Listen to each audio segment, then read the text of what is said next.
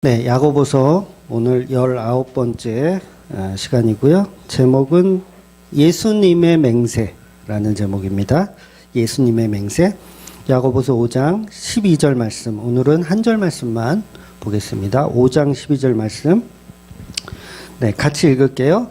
내 형제들아, 무엇보다도 맹세하지 말지니 땅으로나 아무 다른 것으로도 맹세하지 말고 오직 너희가 그렇다고 생각하는 것은 그렇다고 하고 아니라고 생각하는 것은 아니라고 하여 정죄받음을 면하라. 아멘. 네, 오늘 말씀은 이제 맹세라는 제목이죠. 맹세하지 말라 이런 말씀이에요. 그래서 하늘로나 땅으로나 다른 어떤 것으로도 맹세하지 말라고 합니다. 즉 이 말씀은 이제 무슨 의미냐면 그러니까 성삼위 하나님을 의지해야지 다른 것을 의지하며 살지 말라는 뜻입니다.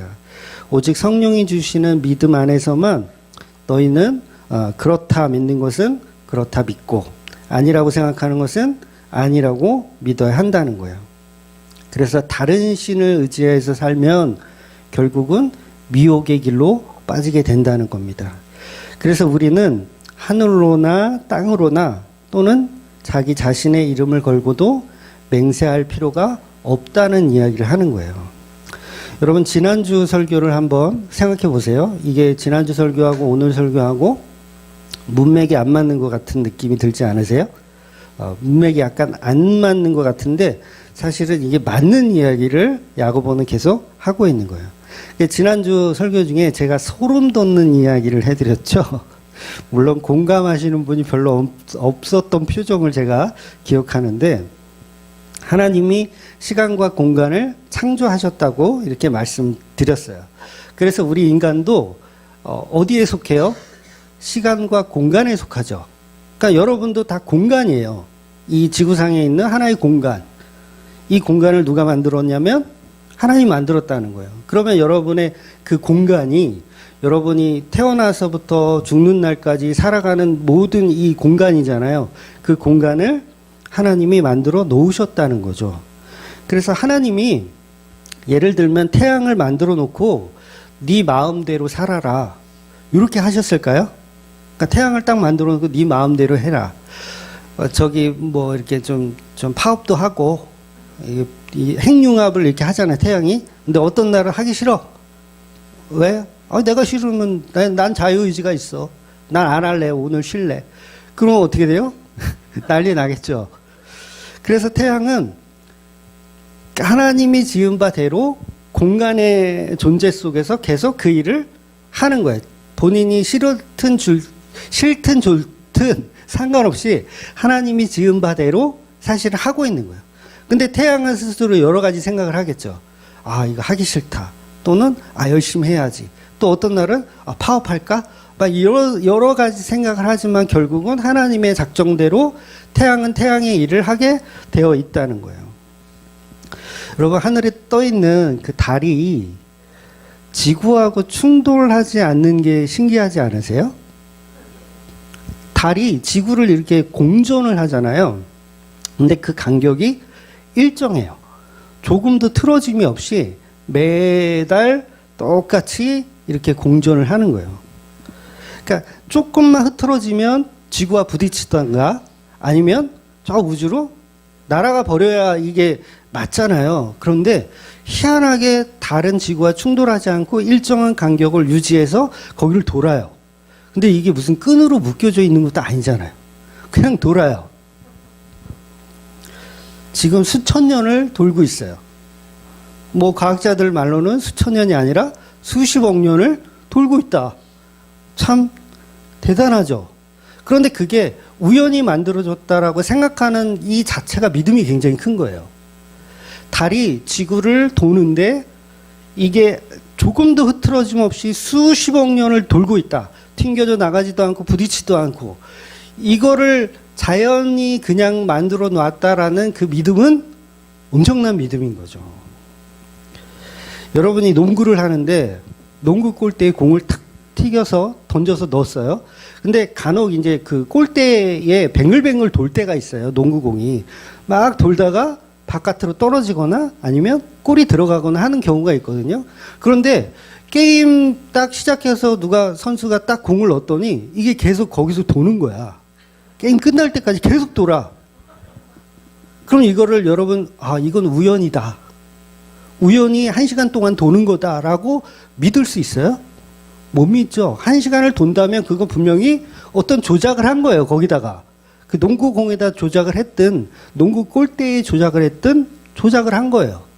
그런데 이게 1시간이 아니라 하루를 돈다. 또는 1년을 돈다. 1000년을 돈다. 10,000년을 돈다. 생각해 보세요. 이건 우연일 수가 없는 거죠. 그래서 사실은 우리 인간은요, 자연 계시라고 하거든요. 그걸 자연 계시를 통해서도 하나님의 위대하심을 발견해야 되는 거예요. 근데 왜 발견하지 못하냐면 인간이 타락을 해서 그래요. 인간이 타락해서 하나님이 만드신 우주를 보면서 하나님의 절대 주권을 믿고 따르는 게 아니라 하나님을 내 발 아래 두는 거예요. 저건 우연이라는 생각으로 하나님의 위대하심을 저건 아무나 할 수 있는 거야. 우연이 뭐예요? 아무나 할 수 있는 거야 라는 뜻이잖아요. 아무나 할 수 있는 거야. 하나님의 위대하심을 아무나 한 걸로 만들어 버리는 거예요. 그래서 don't look up, 그래서 하늘을 쳐다보지 못하게 해요. 누가? 세상은. 하나님을 바라보지 못하게 해요. 하나님을 바라볼 시간조차도 없게 만들어요. 이 세상은 그래요. 그래서 하나님을 바라보지 않고 세상을 열심히 살면 그건 훌륭한 사람이라고 세상은 가르치죠. 그런데 진짜 성도는 하나님을 바라볼 수 있는 존재라는 거죠. 내가 바빠도, 내가 할 일이 많아도 하나님을 쳐다보는 존재라는 거예요. 그래서 이 땅은 가시덤길과 엉겅퀴가 나면서 하늘을 볼 여유가 없는 거예요. 먹고 살기 바쁘니까. 그래서 달이 지구와 충돌하지 않고 수천 년을 공존한다는 것, 이것 하나만 연구를 해도 이건 하나님의 작품이 맞다라는 결론이 나와야 정상이라는 거죠. 그러니 태양과 달은 하나님의 창조물이고 하나님이 원하는 방향으로 공전과 자전을 지금도 쉬지 않고 열심히 하고 있는 거예요. 다시 말해서 태양과 달의 인생을 하나님이 설계하신 것처럼 저와 여러분의 인생도 사실은 하나님이 설계하고 계시고 운행하고 계시다는 거예요. 그래서 이걸 제가 소름 돋지 않으세요? 이렇게 말씀을 드렸던 거예요. 그래서 우리 인간은요, 모두가 자유의지가 있는 것처럼 살아가지만 사실은 자유의지까지도 하나님의 창조의 계획 속에 들어있는 내용이라는 거예요. 그러니까 하나님이 태양을 만들어 놓고 난 너에게 자유의지를 줬으니까 네 마음대로 한번 살아봐. 네 마음대로 불 떼고 싶으면 불 떼고 불 끄고 싶으면 꺼봐. 이렇게 만드신 것이 아니라는 거예요. 그래서 전 우주는 다 하나님의 계획 속에 한치의 오차도 없이 다 움직여지고 있다는 거예요. 그래서 저와 여러분의 인생도 우주의 한 공간이잖아요.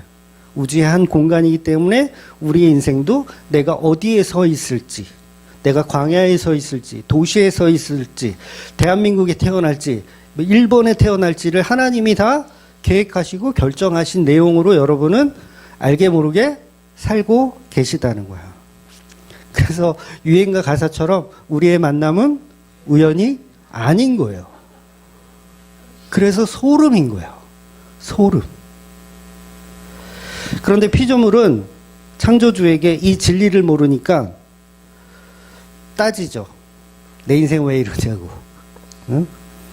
그러니까 제가 이런 말씀을 드리면 하나님 나를 창조하셨고 내 인생을 인도하신다면 내 인생 왜 이래요? 그런데 그 완벽한 창조를 믿는다면 우리는 그 앞에서 나의 인생을 두고 불평불만을 할 수가 없는 존재라는 거예요.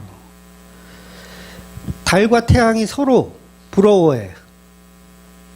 그러면서 서로 싸워. 그거 될까요? 태양은 태양으로 다른 달로 만드셨는데 거기다 대고 하나님의 창조 질서를 가지고 나는 왜 저 달처럼 이쁘지 않아요? 사람들이 나를 쳐다보지도 못해요? 난 짜증나요? 난 뜨거워서 사람들이 오지도 못해요? 다른 인간도 가더라고요. 근데 태양인 나는 아무도 못 와요. 이러면서 서로 싸울 수가 없다는 거죠. 그래서 성도는 복음을 알고 나면요, 여러분의 인생을 가지고 좌절할 수가 없는 거예요. 그러니까 여러분의 인생을 여러분이 좌절한다는 것은 하나님의 창조를 뭐예요? 불신하는 거예요. 태양과 달이 어떻게 해서든 그 일을 감당하는 것처럼 사실은 우리는 우리의 주어진 삶을 최선을 다해서 살아가는 게 창조를 믿는 거예요. 그래서 태양과 달이 피조물이기 때문에 창조주 하나님을 믿고 살아가는 것처럼 우리도 불평, 불만이 없이 주어진 인생을 충실히 살아갈 의무가 있는 거죠. 그래서 결과적으로 우주 만물은 하나님의 열심으로, 하나님의 계획으로 움직인다는 거예요.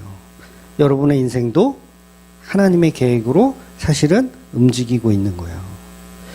그러니 저와 여러분의 계획과 수고가 실패한들 이게 좌절할 이유가 될 수는 없다는 거죠. 성도는 하나님의 열심으로 살아가니까. 그래서 저와 여러분의 구원도 하나님의 열심으로 성취가 되는 거예요. 여러분이 하나님을 믿어주고 예수님을 믿어주고 해가지고 그 구원이 성취되는 개념이 아니라는 거예요.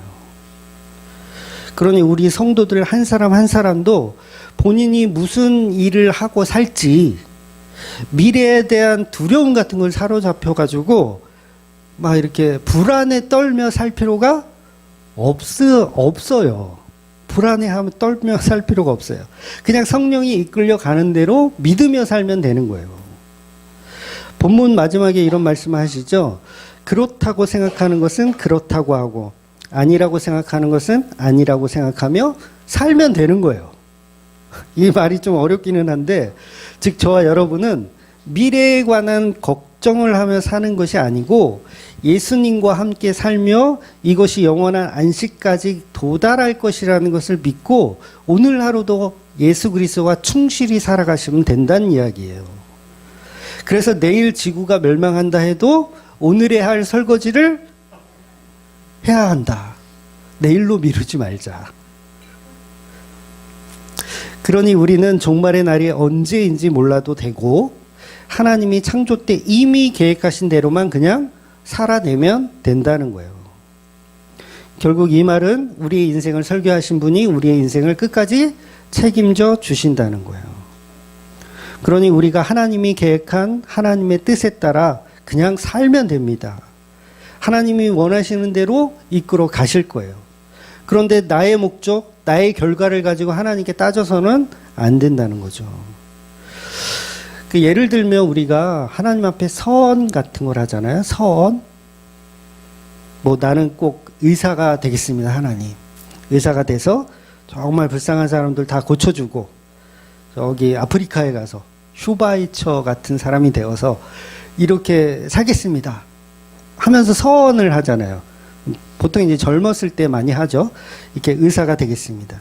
그리고 하늘과 땅과 하나님의 이름, 내 이름을 걸고 맹세합니다. 저는 반드시 의사가 되겠습니다. 근데 보세요. 제가 지금 서론으로 말씀드린 것 중에 하나님은 이 친구를 뭘로 써야 될지 이미 계획을 갖고 계시다 그랬죠. 근데 하나님의 계획은 얘를 의사로 쓸 계획이 없으세요.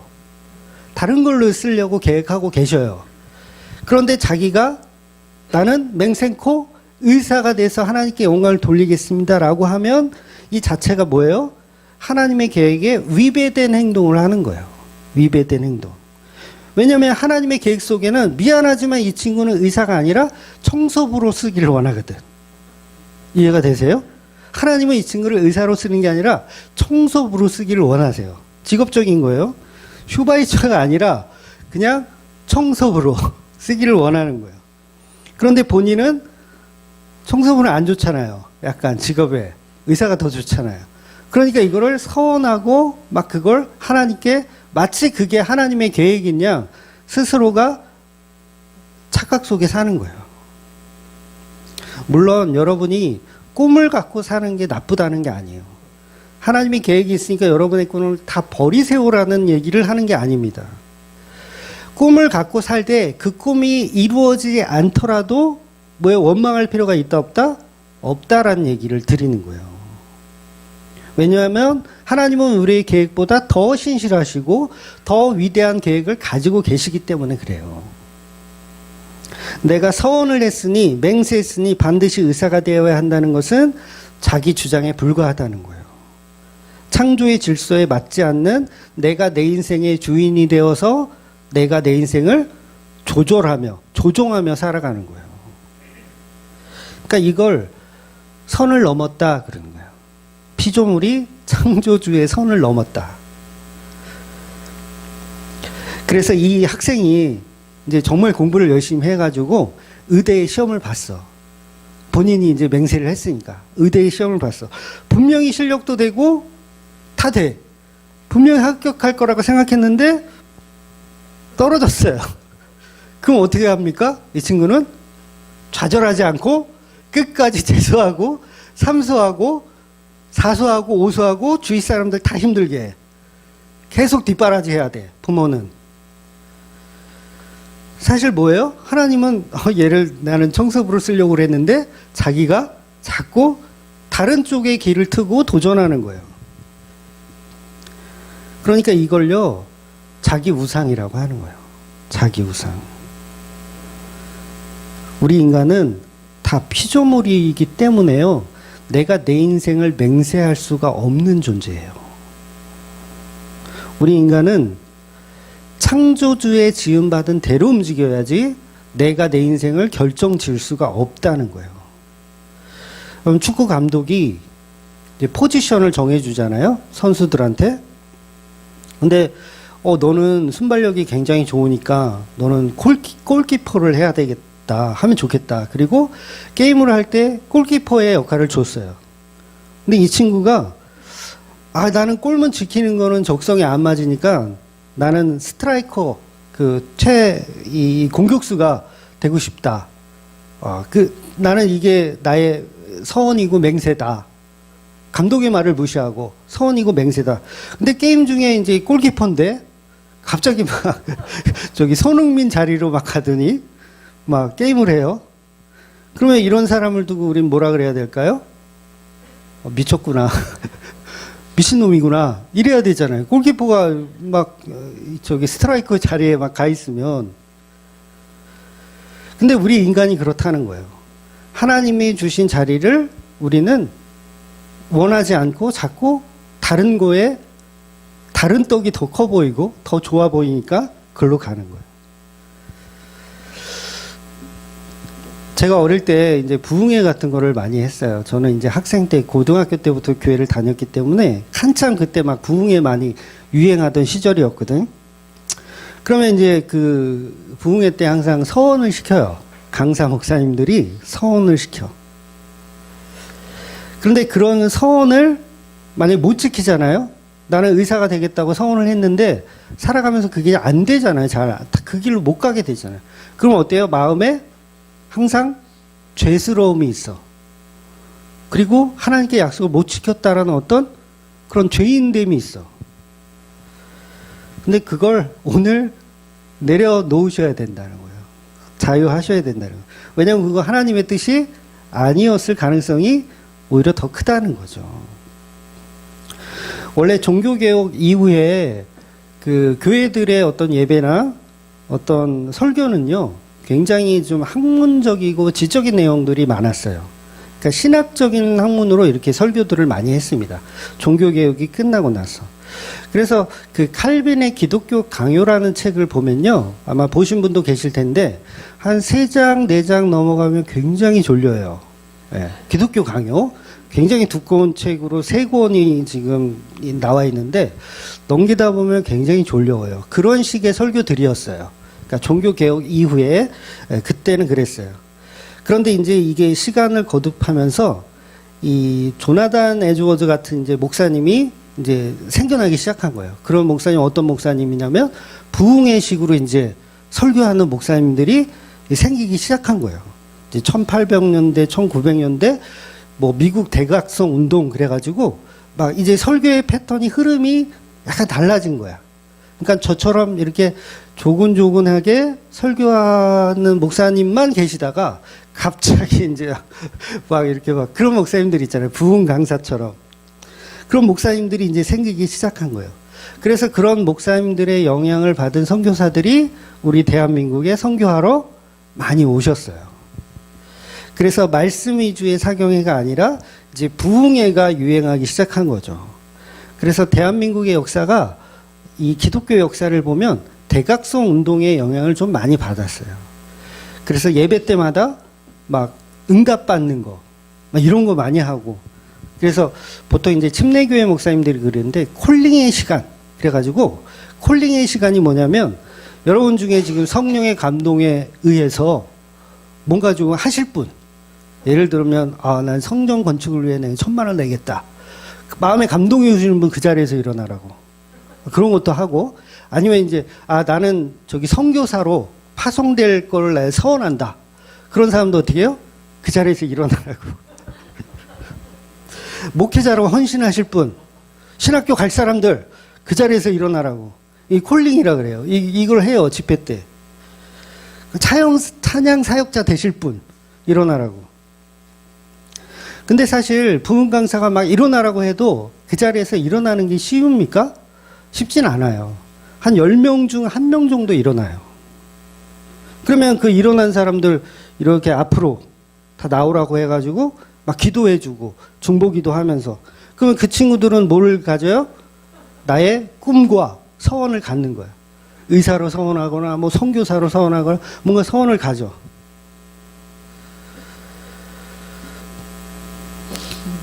저도 제일 먼저 일어나는 스타일 중에 한 명이었어요. 여러분, 일어나는 게 쉬운 건 아니에요. 굉장히 부끄럽고 그래요. 그럼 찬양할 때 손 들고 찬양하는 거, 이게 사실 부끄러운 사람한테는 이게 또 힘들어요. 손 좀 드세요, 찬양할 때. 그래서 청년들에게 뜨거운 열정을 심어주는 부흥 집회. 이런 식의 부흥이 이제 한국을 초토화시킨 거죠.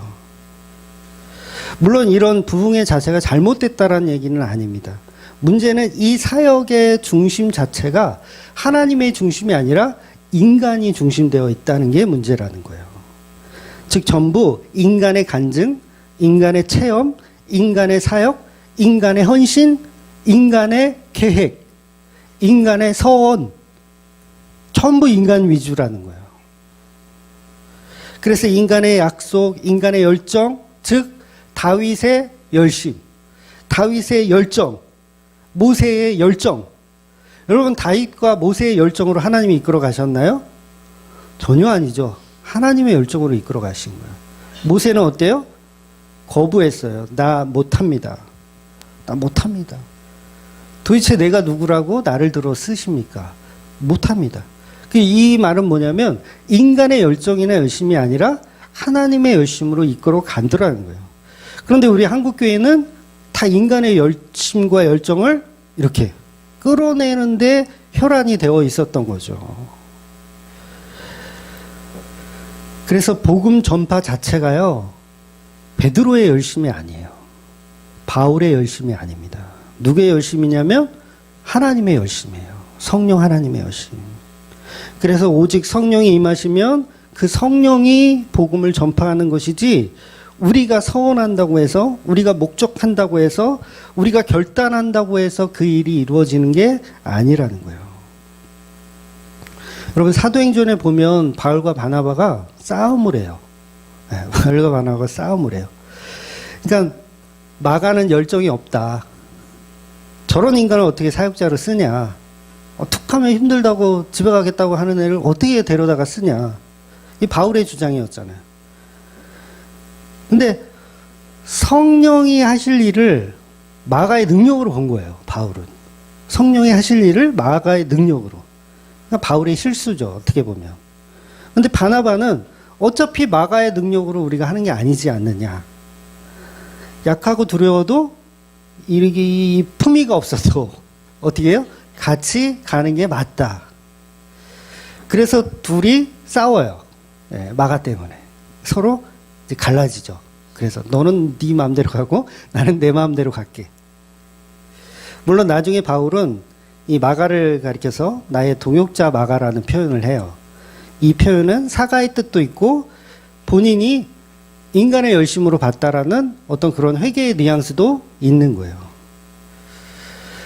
그러니 이미 하나님은 창조 때부터 나는 너를 무엇으로 쓸지를 정하셨다는 거예요. 우리는 우리의 판단으로, 우리의 맹세로 다른 진리를 찾아갈 필요가 없다는 거죠. 그러니까 바울이 전도 여행하면서 유럽으로 갈지 아시아에 남을지 본인이 결정할 필요가 사실은 없어요. 그러니까 나는 아시아에 남겠다라고 결정을 해도 성령께서는 반드시 유럽으로 끌어가실 거예요. 그러니까 나는 서원했으니까 난 여기 무조건 아시아에 있을 거야. 그거는 본인 생각이라는 거예요.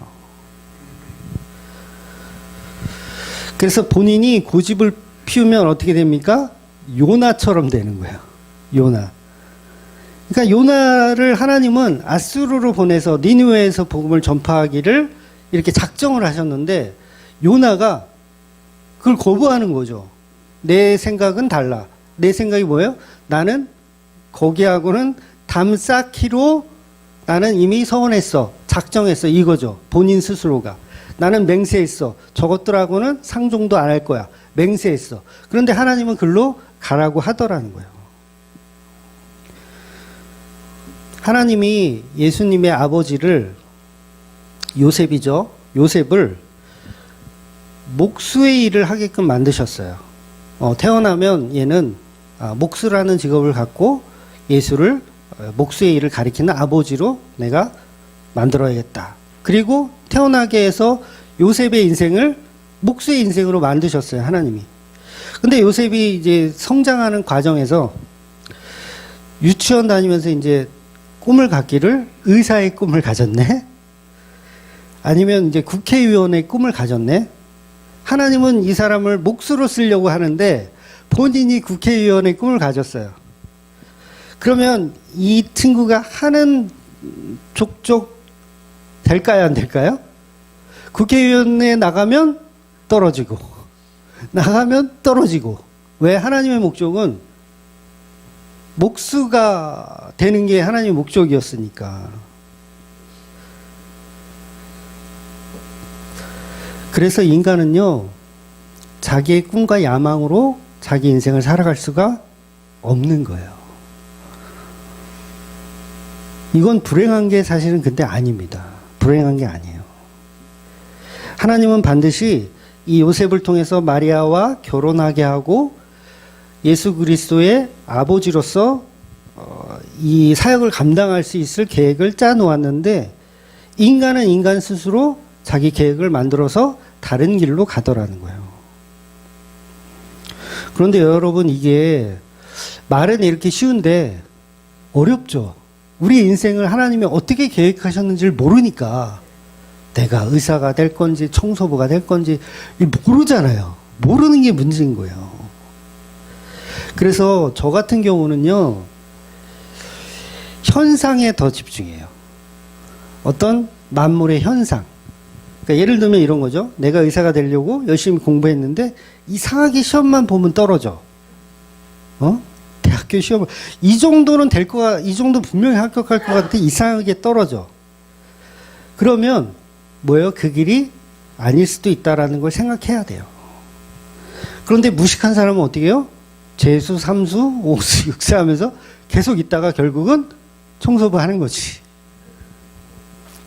이건요, 자기가 열심히 하지 않고 포기하라는 얘기가 아니에요. 진짜 열심히 했음에도 불구하고 그 길이 아닐 때는 과감하게 내려놓을 줄도 알아야 된다는 거죠. 그걸 내려놓지 못하는 게 뭐냐면 사실은 자기 욕심이에요. 자기 욕심.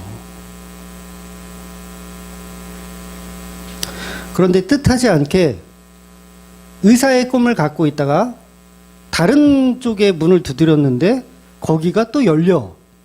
예를 들면 의사를 계속 하려고 그러는데 계속 떨어졌는데 아예 안 되겠다. 세무사 시험이나 한번 볼까? 그 세무사 시험을 딱 봤더니 덜컥 합격이 돼. 그러면 뭐예요? 그 환경에 순응하는 거예요. 그러면 세무사 일을 하는 거죠. 그래서 인생을 설계하시는 하나님을 믿는 거예요. 그러니까 사실 여러분이 갖고 있는 직업들이 다 다양하게 있잖아요. 그 직업은 사실 하나님의 계획 속에 있는 직업이라고 믿으셔도 돼요. 이해가 되십니까? 제 이야기가? 그래서 성공이든 실패든 우리에겐 존재하지 않아요. 여러분의 인생이 의사가 되어야지만 성공한 인생이 되는 게 아니에요. 청소부가 되더라도 성공한 인생일 수 있고 하나님의 계획 속에 있는 것일 수도 있다는 거죠. 그래서 인간의 맹세 따위는 사실은 아무 의미가 없다는 거예요. 그래서 성도는 사명이 아니라 소명으로 가게 되어 있다는 겁니다. 그러니 내가 무엇을 하겠다는 맹세적인 고집은 하나님의 창조 질서를 오히려 어렵게 하는 거일 수도 있어요. 나는 절대 예수님을 부인하지 않겠습니다 라는 서원을 우리가 아무리 해도 그건 자기 고집일 뿐이에요. 예수님은 너는 나를 3번이나 부인할 거야 라고 답을 주시잖아요. 구약의 요셉이 애굽의 총리가 되고 싶어서 됐나요? 본인이 열심히 난 애굽에서 총리 한번 해봐야 되겠다. 어떻게 하면 될까? 일단 공무원 시험을 봐야 돼. 애굽으로 가서 구급 공무원부터 시작하는 거야. 이러면서 갔나요? 하다 보니까 그 상황이 애굽의 총리의 자리까지 가게 만드는 거예요. 이게 하나님의 이끄심이라는 겁니다. 그래서 요셉의 이제 인생을 애굽의 총리가 되는 과정을 보면 참 파란만장해요. 그렇죠? 고향에서 형들의 손에 버림을 받아야 되고요. 애굽으로 이제 종이 되어서 팔려가야 돼요. 보디발의 집에서 강간 미수범으로 잡혀서 감옥에 들어가야 돼요. 그리고 오랜 시간이 걸려서 감옥 생활을 하면서 나중에서야 애굽의 총리 자리까지 가는 거예요. 여기에서 본인의 열심이 있나요? 요셉의 열심이 있어요? 전혀 없어요. 그렇다고 요셉이 막 살았나요? 막 살지 않았어요. 자기가 주어진 환경에서 최선을 다해서 살았습니다. 그런데 그 요셉이라는 그 인생의 계획 속에서 야곱이라는 집안, 이스라엘 전체를 구원할 수 있을 그 작정을 세워놓으신 거죠. 그런데 요셉이 자꾸 딴 생각을 하면 나는 가나안에서 나는 큰 부자가 될 거야. 막 이러고 있었다면 그건 자기의 맹세라는 거죠. 그러니 맹세는 창조주를 믿지 않는 세상 사람들이나 하는 미련하고 어리석은 행동입니다. 기독교는요, 맹세, 서원 이런 걸 할 필요가 없어요. 하나님 저는 서원한 게 있습니다. 그거 오늘 버리세요. 그냥 버리고 가세요. 그러니 우리는 하나님 앞에서 직업이나 사명에 있어서 어떤 맹세든 어떤 서원이든 다 소용이 없어요. 나는 선교사 되겠습니다. 나는 목사 되겠습니다. 장로가 돼서 영광 돌리겠습니다. 이런 계획 같은 거는 다 넣어두셔도 된다는 거죠. 내가 하늘과 땅이 되어서 살아가겠다라는 오만에 불과하다는 거예요. 그래서 어떤 목사들은 그러거든요. 여러분이 서운한 거 있으면은 그거 반드시 해야 된다. 안 하면 하나님이 벌을 내려서 싹 다 망하게 한다. 이렇게 협박하는 목사들도 있어요. 다 거짓말쟁이들입니다. 절대 속지 마세요. 특히 금전적인 것도 막 서원한 거 막 성전 건축하는데 1억 서원했는데 아직 5천만 원밖에 못했다. 5천만 원 남았잖아요. 빨리 안 하면 집안에 누가 죽든가. 응? 근데 그런 서원은 결국 인간의 서원이라는 거죠. 아무 의미가 없는. 우리는 하나님께 약속한 서원을 못 지켜내는 존재들이 맞아요. 오히려 서원을 한다는 자체가 교만한 거예요. 하나님 앞에 서원을 한다는 자체가. 하나님 앞에 자신을 얼마나 떳떳하게 여기고 싶을까요? 그 서원을 만약에 자기가 했는데 그걸 지켜내면 내가 얼마나 떳떳해질까? 야곱이 하나님께 11조를 바치겠다고 서원했잖아요. 베델에서 서원했는데 그걸 지켜내면 얼마나 자기를 위대하게 볼까요? 나 하나님 해냈어요 이러면서. 근데 결국 성경에서는 야곱이 11조를 드렸다는 내용이 없어요. 결국 뭐예요? 그냥 거지. 그냥 장애인이 되어서 환도뼈가 위골되어서 쩔뚝거리는 모습으로 모든 재산도 다 형한테 다 뺏겨버리는 모습으로 등장하는 거예요. 그래서 애굽으로 동냥하러 오잖아요. 야곱이 늙어서 애굽으로 동냥하러 오잖아요. 먹을 게 없어가지고 애굽으로 동냥하러 와요. 11조를 바치기는커녕 오히려 먹을 게 없어가지고 지금 애굽으로 동냥하는 인생이 된 거예요. 그래서 저와 여러분은 서원을 할 수 없는 그냥 피조물이라는 걸 인식해야 됩니다. 서원을 한다는 건 주제를 넘은 거예요.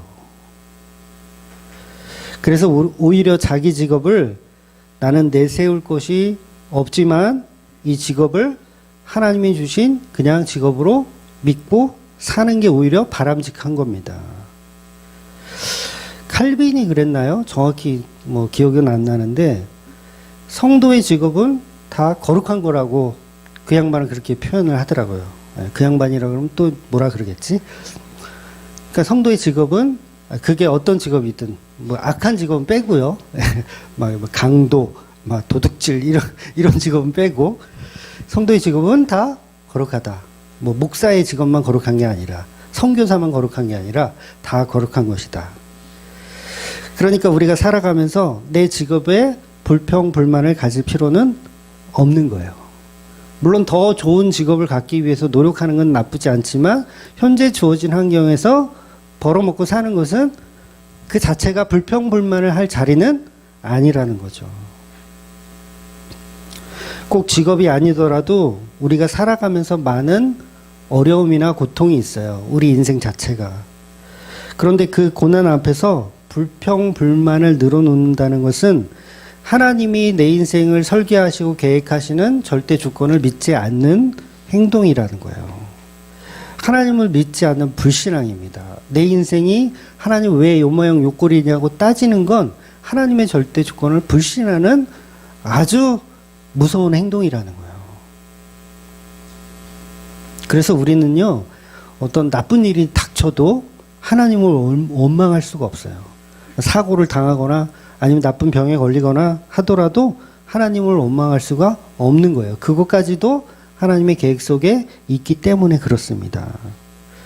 왜냐하면 나를 창조하시고 나를 계획하시고 이끌어 가시는 분의 의중을 우리는 맡겨드려야 된다는 거죠.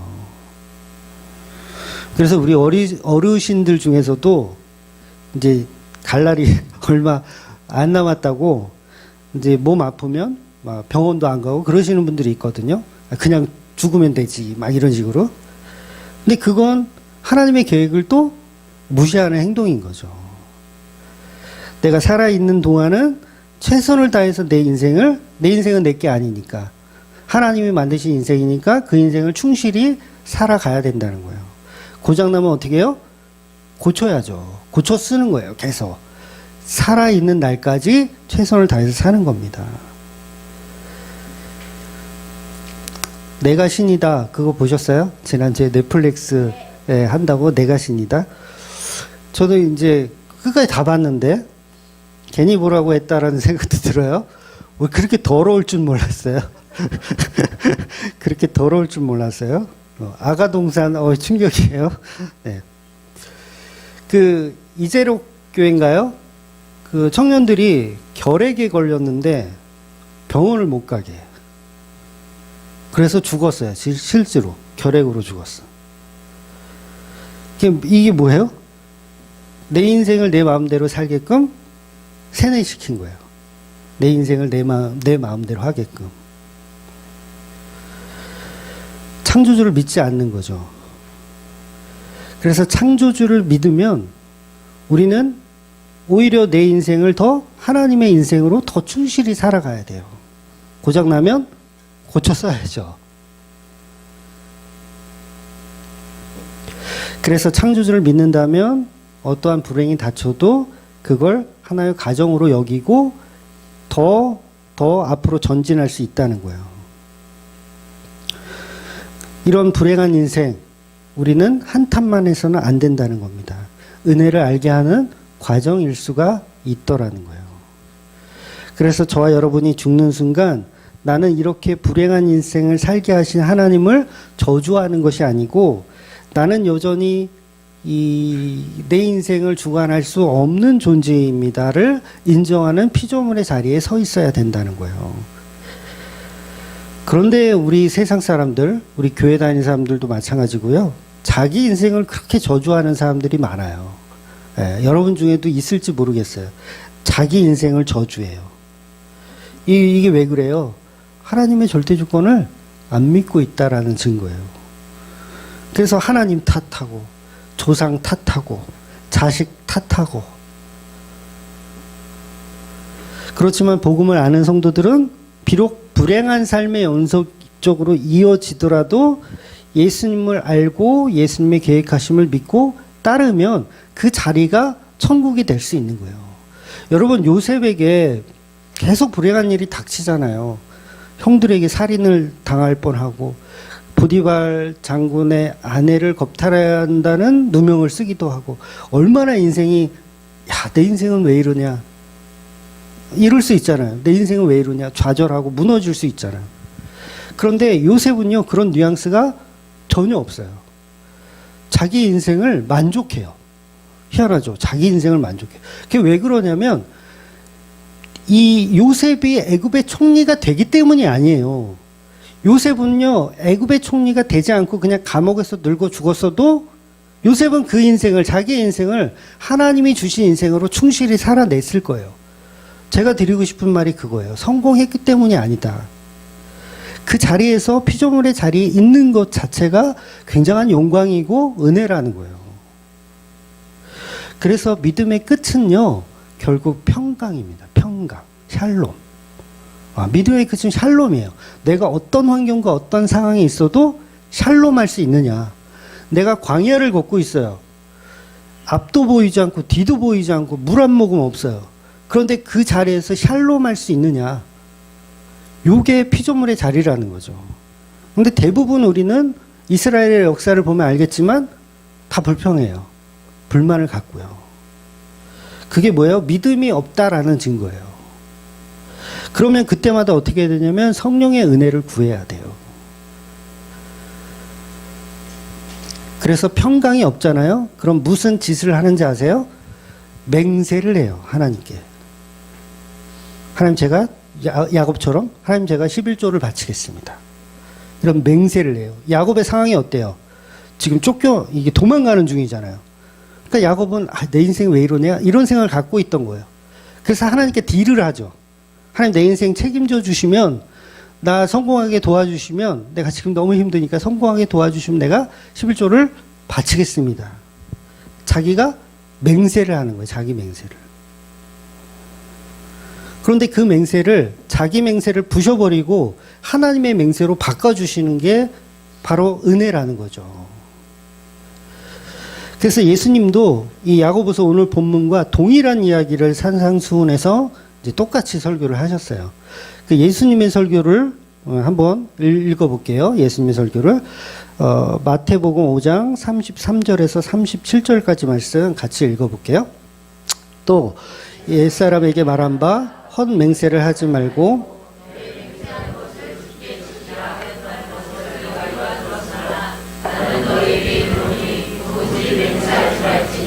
하늘로도 하지 말라. 이는 하나님의 보좌임이요 땅으로도 하지 말라. 이는 하나님의 발등상이요 예루살렘으로도 하지 말라. 이는 큰 임금의 성읍이요 내 머리로도 하지 말라.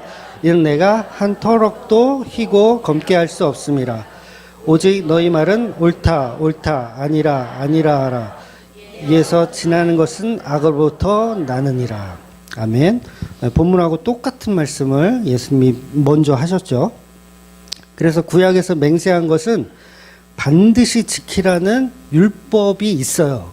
구약에서는 내가 맹세한 것은 반드시 지키라는 율법이 있습니다. 그런데 예수님의 가르침은 구약에는 그렇게 있지만 나는 너희에게 다시 이야기한다라는 거예요. 그러니까 구약과 전혀 다른 방향성의 이야기를 예수님이 하는 거예요. 나는 너희에게 이르노니 도무지 맹세하지 말지니 하늘로나 땅으로나 내 머리로나 맹세하지 말라. 너는 한 터럭도, 이 머리카락을 의미하는 거거든요. 한 터럭도 검게 할 수 없음이라. 그러니까 너희들은 피조물이기 때문에 맹세할 필요가 있다 없다? 없다라는 얘기를 하는 거예요. 그러면 구약에서는 맹세했으면 반드시 지켜야 된다는 이야기가 있고 신약에서 예수님은 맹세할 필요 없다. 그럼 서로 부딪히는 것 같죠? 근데 이 본문을 제대로 이해하면 서로 부딪히는 내용이 아니에요. 결국 우리 인간은 창조주가 아니고 피조물이기 때문에 무가치한 맹세로 피조물의 가치를 이탈해서는 안 된다는 이야기를 예수님은 하시는 겁니다. 즉 맹세는요 하나님만 하는 거예요. 맹세는 하나님만 합니다. 우리는 하는 게 아니에요. 맹세는 하나님만. 예수님만 맹세하시는 거예요. 성령님만 맹세하십니다. 그러니까 맹세는 우리 인간이 할 수 있는 영역이 아니에요. 그런데 성경을 보면 인간들이 여러 가지 맹세를 하는 장면이 많이 나와요. 그러니까 아브라함의 예를 들면 아브라함도 맹세를 합니까? 안 합니까? 맹세를 해요. 아브라함도. 또 야곱도 맹세를 해요. 그러니까 그 밖에도 정말 맹세한 내용이 구약에만 한 100권 이상 나와요. 굉장히 많이 나옵니다. 그러면 이런 맹세를 하는 자체가 나쁜가? 이런 질문이 있을 수 있잖아요. 예수님은 나쁘다고 했는데 구약에서는 그럼 나쁜가? 근데 분명히 맹세는 하나님만 해야 된다 그랬잖아요. 그래서 이 구약에 있는 사람들이 맹세를 할 수 있었던 이유는 뭐냐면 하나님께 사로잡힌 자들의 맹세예요. 하나님께 사로잡힌 자들. 그러니까 성령으로 연합된 교회가 할 수 있는 거예요. 그러니까 인간의 맹세가 아니라 사실은 성령을 통한 맹세이죠. 무슨 말이냐면 구약에서 맹세자들은요 그리스도의 예표로 맹세하는 거예요. 그러니까 아브라함이 뭔가를 맹세했다. 그럼 그건 그리스도의 예표로 맹세를 하는 거예요. 자기의 맹세를 하고 있는 게 아니라는 거죠. 그래서 오늘 본문과 같이 예수님의 말씀은 야고보의 말씀과 예수님 말씀은 무조건 맹세가 잘못됐다라는 것이 아니라 비복음적인 잘못된 맹세를 하지 말라는 뜻이 되고요. 또 본문에서 이 정죄받을 맹세를 하지 말라는 표현을 하거든요. 그 얘기는 뭐예요? 정상적인 맹세도 있다라는 거예요. 그 맹세는 뭐냐면 성령이 이끌어가는 맹세예요. 성령이 이끌어가는 맹세예요. 그러니까 나를 위한 맹세가 아니라 그러니까 맹세 그러면 사실 나를 위한 맹세를 하거든요. 부흥의 앞자리에 제가 나갔다 그랬잖아요. 그랬을 때 이게 예를 들어서 뭐 찬양 사역자로 헌신하실 분 일어나세요 했을 때 제가 일어나잖아요. 이렇게 일어났어요. 그리고 앞으로 나오래요. 앞으로 나갔어요. 근데 나는 하나님의 영광을 위해서 한다라고 생각하지만 실제로 이 속에 있는 내면은 뭐예요? 훌륭한 찬양 사역자가 되고 싶다. 훌륭한 선교사가 되고 싶다. 훌륭한 목사가 되고 싶다 해서 나온 거지 예수 그리스도의 영광 때문에 나온 게 아니라는 거예요. 정말 예수 그리스도의 영광 때문에 나간다면 내가 너를 청소부로 평생을 시킬 거야. 그래도 그 사람은 나갈 수 있어야 되죠. 근데 그런 거로는 안 나가 아무도. 평생 저기 청소만 하다가 저기 하실 분 앞으로 나오세요. 누가 나갈까요? 아무도 안 나가요. 의사 되실 분 그러면 막 나와. 목사 되실 분 그러면 막 나와. 근데 그냥 공장 다니실 분 평생 그러면 아무도 안 나가요. 이게 왜 그런 거예요? 결국은 하나님의 영광이 아니라 자기 영광인 거예요. 자기 영광. 그러니까 성령님과 무관한 맹세를 하면서 본인은 이 맹세가 하나님의 맹세라고 철석같이 믿고 있다라는 거죠. 그럼 결국은 그 자기 영광을 위한 맹세가 나중에는 뭘로 가요? 이게 나는 신이다로 가는 거야. 내가 메시아다 이렇게 가는 거예요. 자기 영광을 위해서 사역을 하니까. 근데 진짜 성도는 저는 무익한 종입니다. 무익한 종입니다.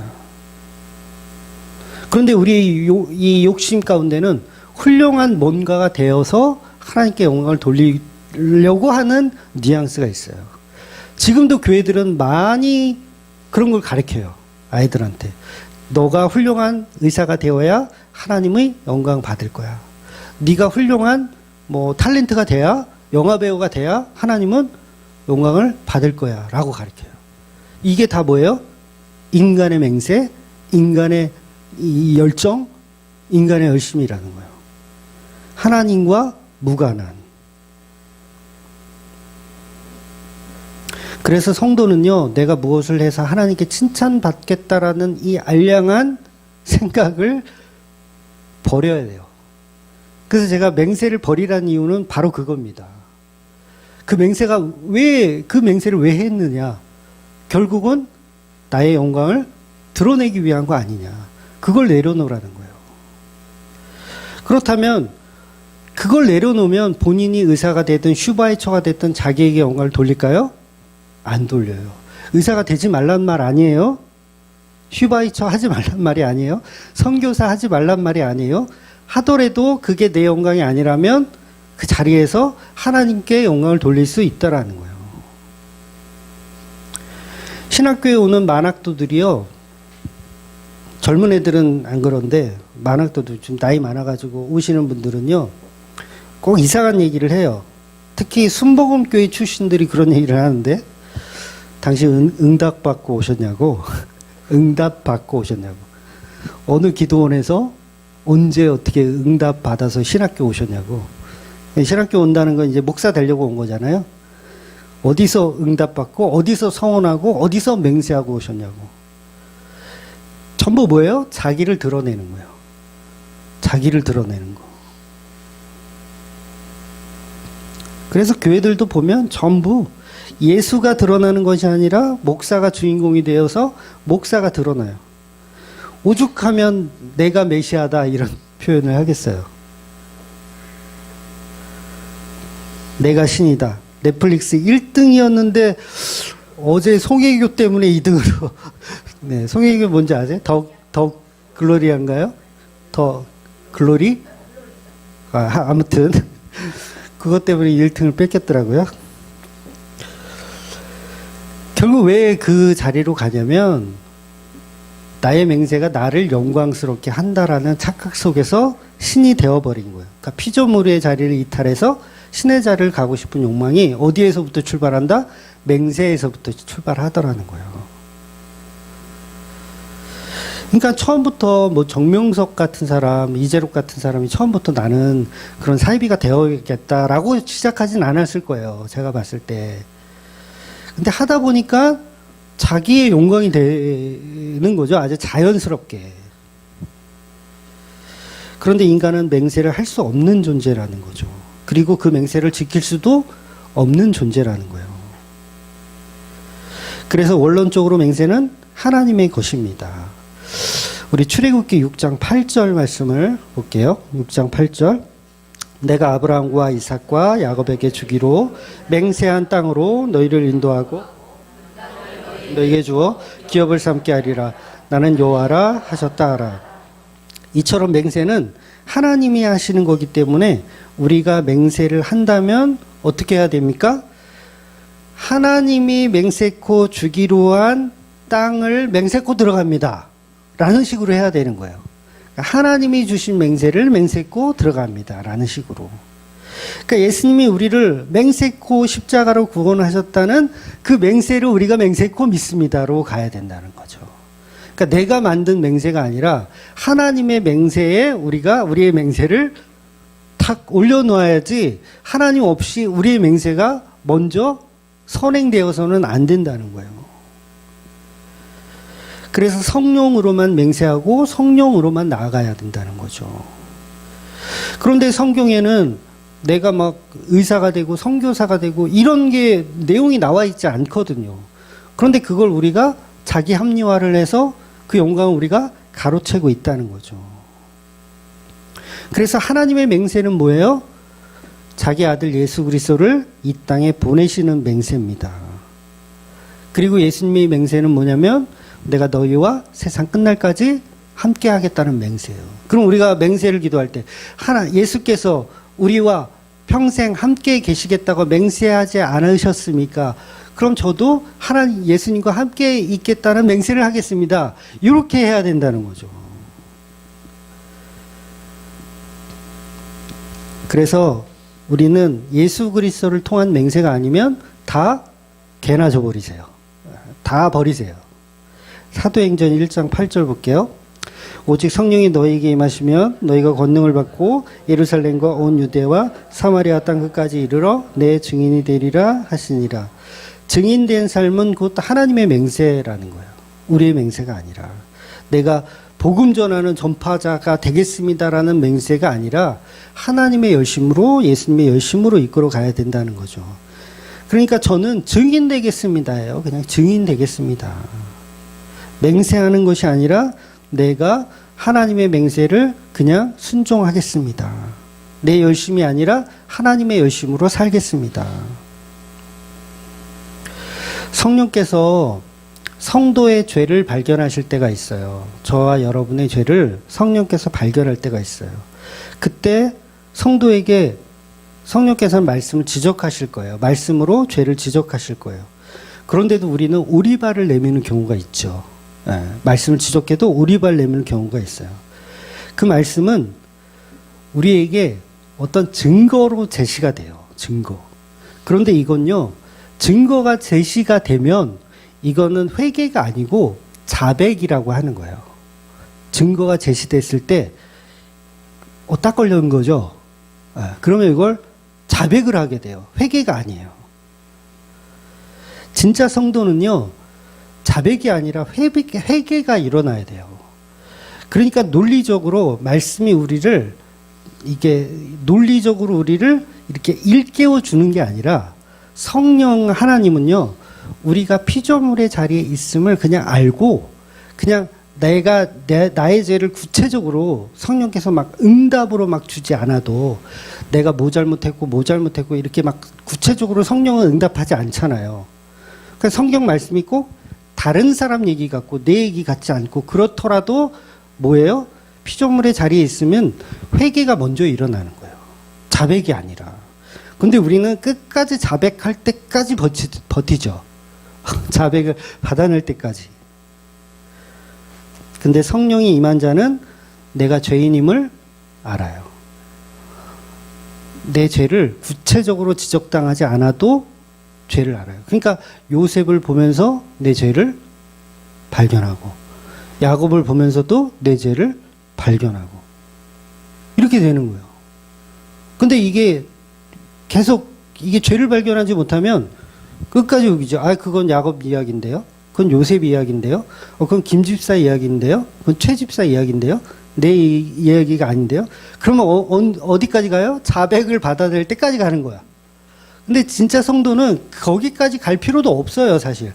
그냥 말씀을 통해서 야곱의 이야기를 통해서 나는 회개하게 되는 거예요. 자백이 아니라.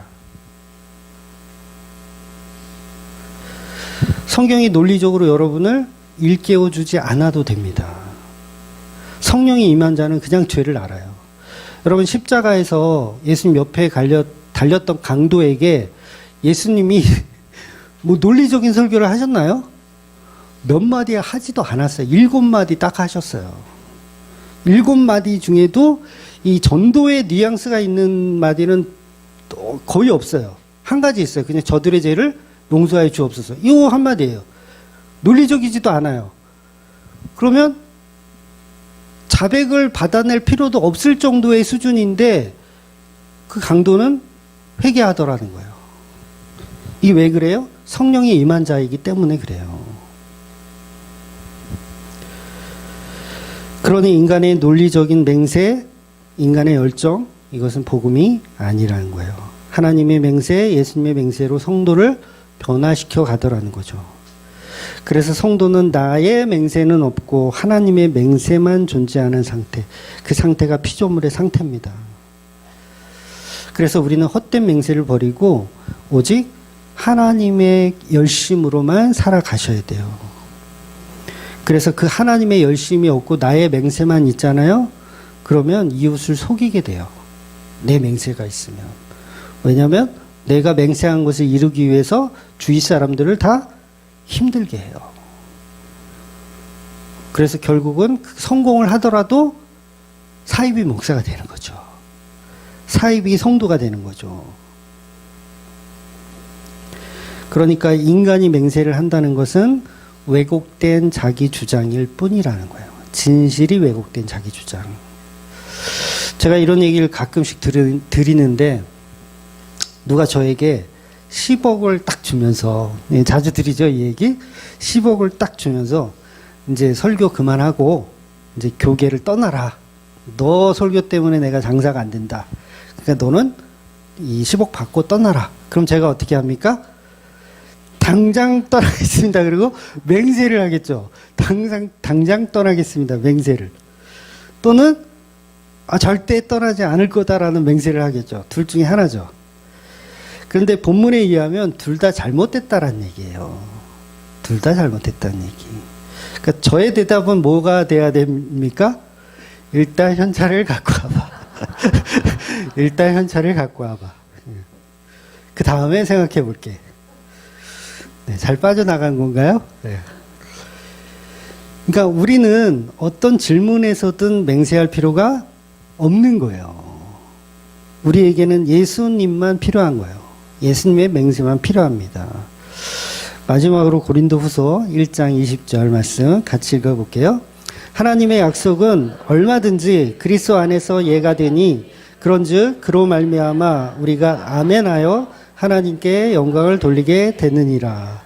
저와 여러분은 나의 맹세를 버리고 그리스도의 약속, 예수님의 맹세, 그리스도 안에서 예가 되고 또는 아니오가 될 수 있는, 그것을 말할 수 있는 예수 그리스도의 몸된 교회가 되시는 저와 여러분이 되시기를 주의 이름으로 축원드리겠습니다. 아멘. 기도하겠습니다.